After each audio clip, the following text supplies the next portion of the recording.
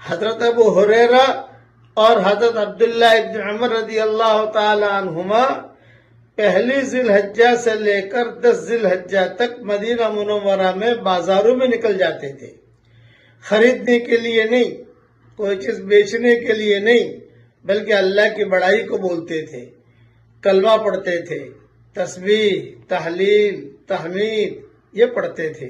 ہمیں بھی اس کا اہتمام کرنا چاہیے۔ صرف اللہ کی ذکر کے لیے بازار میں جاؤ آپ۔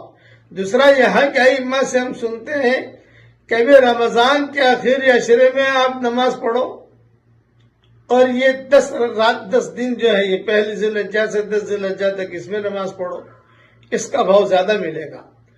رمضان کے آخری عشرے میں 10,000 روپیہ خرچ کرو، خیر خیرات کرو، اور یہ پہلی ذی الحجہ سے لے کر 10 ذی الحجہ تک 10,000 روپیہ خیر خیرات کرو، اس کا ریٹ زیادہ ملے گا۔ یہاں خطبوں کے اندر تقریباً ہر امام یہ بات کرتا ہے، ہم سنتے رہتے ہیں خطبے، بہت اہتمام سے دلائل کے ساتھ کہتے ہیں وہ۔ اب ہمارے پاس دلائل کا تو وقت ہے نہیں، اس لیے خلاصہ کلام یہ ہے کہ اس وقت کی ہم قدر کریں۔ پڑھیے میرے ساتھ، سبحان اللہ والحمد للہ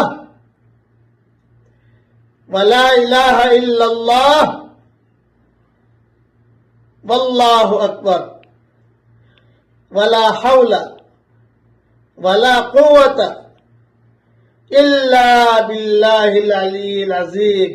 دیکھو میں نے اتنا پڑھا، اللہ تعالیٰ کہہ رہے میرا بندہ مسلمان ہو گیا، میرے بندے نے مجھے اپنے آپ کو سونپ دیا۔